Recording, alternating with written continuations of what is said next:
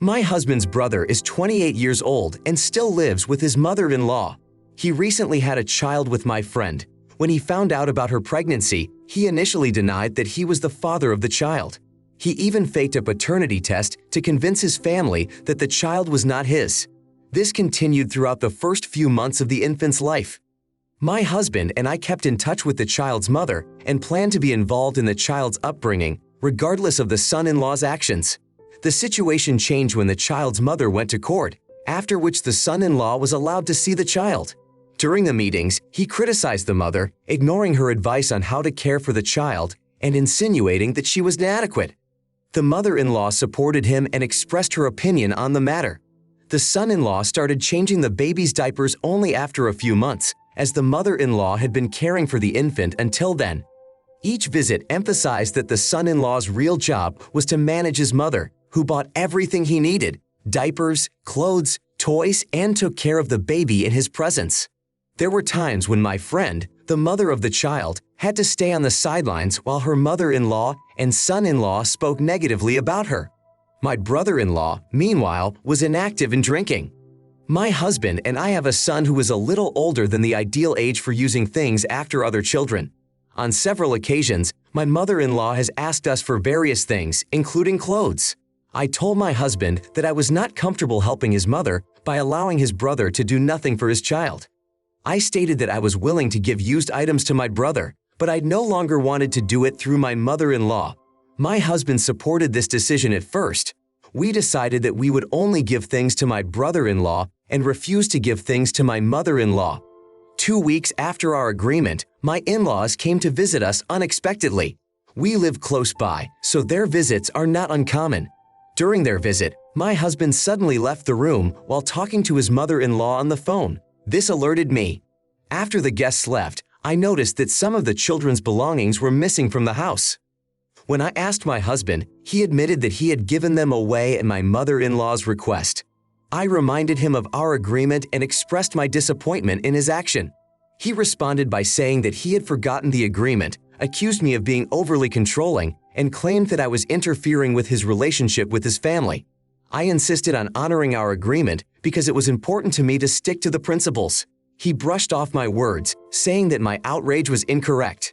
He never admitted that he had lied to me or violated our agreement. Instead, attacked my identity. I suggested he move out, wondering if that was a stupid decision after he gave our son's used items to his mother. You probably know how it is that used stuff always finds its place, even if you don't want your mother-in-law to have it. That's the case too. You can give them directly to your friend, the new mother. After all, why would the mother-in-law want to be recognized for the gifted items? Apparently, there's more to it than just baby clothes. When it comes to passing on baby clothes, does it really matter who exactly gets them, the brother or the mother-in-law? From the sound of it, brother-in-law doesn't seem quite right for the role of father. Maybe it's better for the child to be taken care of by the mother-in-law. Either way, the most important thing is that the child be properly cared for. Why bump into your son-in-law and refuse to help? Yes, it's a difficult situation to watch your friend and your son-in-law deal with. But you can't force them to change, and taking that odd stance of withholding things you would have donated anyway doesn't help anyone.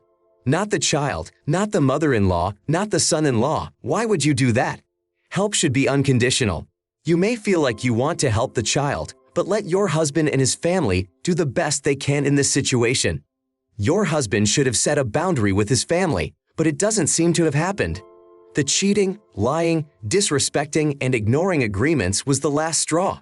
That would be reason enough to kick him out. I hope you're okay. But I trust you completely and believe that if divorce seems like the best solution for you, you should do what you think is right.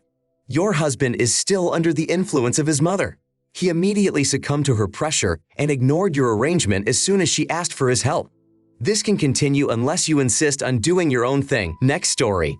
I am 31 years old and married to Sage, who is 30 years old. We have 2 children together. I work as a chef and love to cook. However, we often share duties in the kitchen to avoid getting tired and turning this activity into a chore. This is especially important when we have guests over, given the allergies in both of our families. When Sage was pregnant, I always cooked for her, as pregnancy was not easy for her. I wanted her to be able to relax and enjoy her meals without feeling tired or sore like she did in the early stages of her first pregnancy. Everyone knew about our situation except her sister Gwen, who is 34. Gwen often discussed the subject, expressing surprise that Sage was being cared for so much during her pregnancy. It was annoying, especially when she got pregnant herself, and, after announcing her pregnancy, called me out of the blue asking me to cook and send her food like I did for Sage. I thought she was joking, but she was completely serious. I explained that I would not be cooking for her and pointed out that such a request was inappropriate. Gwen stated that we were family, and since she was pregnant, I would have to help her like I had helped Sage. I reminded her that Sage was my wife and the situation was completely different. I also said that if she wanted to be cared for, her husband should take on that role. She replied that her husband would never agree to such a thing and asked me to be a more considerate son-in-law. I replied to her that a son-in-law is no match for a husband. Gwen tried to convince Sage to influence me, but they had never been particularly close. Sage just rolled her eyes and rejected her request. The denial left Gwen perplexed. In response to our denial, Gwen turned to her parents. She told them that I had refused to help her in her time of need. She emphasized that she was having a hard time and that she needed help. Her parents inquired why I couldn't help sometimes, given Gwen's husband's lack of care and attention. I explained that they were asking for too much, given that Gwen and I were not that close. When Gwen realized that her parents couldn't convince me and Sage couldn't influence my decision, Gwen turned to others for support. She accused me of being indifferent to my own family and pointed out her husband's lack of attention.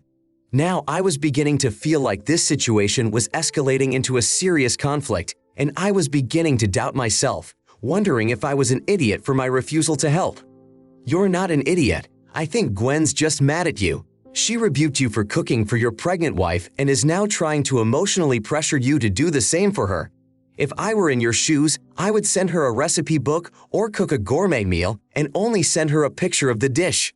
Some people really know no boundaries. This is ridiculous.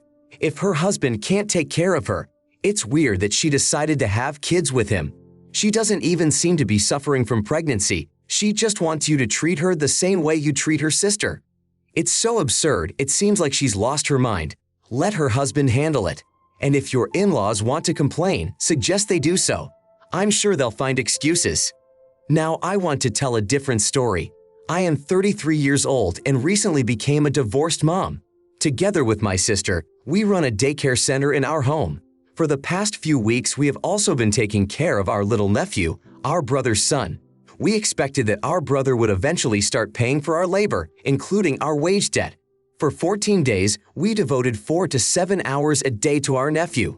My brother offered to pay me only $25 per day, while our normal rate is $60. When I offered a compromise of $30 per day, he replied, "I'm not a client. I'm your brother and he's your nephew." When my ex-husband and I were considering selling the house, my brother agreed to a 1% commission instead of 3%, which would have saved us about $8,500. This was not discussed. He also recalled that he had previously spent hundreds of dollars on daycare and was willing to do it again. However, he said the difference is that he can always leave his son with us. He states that he is compensated for the amount of work we do in 3 or 4 hours, which is more than enough. He states that it's not his fault that I chose a job that doesn't make a lot of money, and it's not his responsibility to compensate for that. My brother also pointed out that my thinking is a bit twisted, since I have the opportunity to see and build a relationship with my nephew while getting paid for it. He suggests that the cost of seeing my nephew could range from $400 to $450 a month, or even be zero if I get petty. He reminded me that I have repeatedly said I want to see my nephew more often and have sought these meetings myself. I have absolutely no financial constraints and could easily arrange full-day kindergarten attendance for him. However, you all expressed a desire to care for him, and I realized that this would also bring you additional income. Thus, the offer seemed to be mutually beneficial. If you think I should send him back, and if he is nothing more than another child to you and I am just another customer, then I am not the right person to argue with. If you want to make money seeing your nephew every month, then it's worth reconsidering your attitude. Otherwise, I'll have him by the end of this week and find another place for him next week. I'm not here to play games. You're interfering with my plans. Let me know your decision, but this is not a discussion. I was counting on this being a good way for him to spend time with his family and earn a little money. If that becomes a problem, let me know and I will gladly consider alternatives." After he said that, I replied that I found his words threatening and disrespectful. I don't think we should continue a business relationship. My brother claims that I am not acting properly and should speak less by calling me an idiot. If you want your nephew to show up at your place regularly, you might want to rethink your attitude. Not only would I refuse to take care of your brother, but I would prefer to refrain from socializing for a while for the sake of preserving my own peace of mind after his statement. Remember, this is a favor you would normally charge $60 for. You're already giving him a family discount of $30 a day. He's already getting a 50% discount, which is clearly not enough since he's paying significantly less than other families and still trying to haggle like it's a market. Not to mention Opie is a single parent and your sister runs a daycare center. Your brother is taking away money that your nephews could count on to provide for themselves. You are doing him a favor, not the other way around. I'm interested in how he's trying to take it out on you. He offered, "Look after my kid, not the kid who pays full price." If he really has a lot of money, let him pay the full cost of daycare. I don't understand why he doesn't realize that whether it happens in your home or not, you are in charge of daycare. He created this situation himself, now let him accept it. My next story. My wife doesn't always understand my answers. Here's an example that particularly annoys me. Sometimes, somewhere in the middle of the day, she will ask me if I want a snack. If I answer yes, she will either cook something or suggest going out. However, if I answer no, she won't limit herself to that. Instead, she'll start clarifying whether I'm really not hungry by offering a list of possible snacks. Even when I confirm that I'm not hungry, she doesn't stop. Then she goes to the refrigerator and starts listing what we could eat. I've told her before that she can eat on her own. Offered to buy something, make a snack, even offered to go out together so she wouldn't be alone. But none of my answers work for her. Eventually, she asks again if I'm sure I don't eat anything. By this point, I'm telling her loud and clear that I'm not interested, and that's the last time I answer politely. It is then that she notices that I shouldn't respond aggressively to a simple question. She states that my response is too emotional, and it becomes a problem. I don't consider the warning that I'm done being polite to be aggressive. It frustrates me that she can't accept my no response as easily as she can accept my yes response.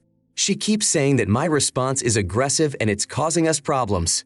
You're not an idiot, honey, but I'm starting to wonder about the options for the situation. This is the second time I've said no, and this is the third time. I keep saying no. You want to hear it a fourth time. This is my fifth no in the last 5 minutes. Let's talk about why you don't understand the word the sixth time. On the seventh time, maybe we should break for an interpretive dance.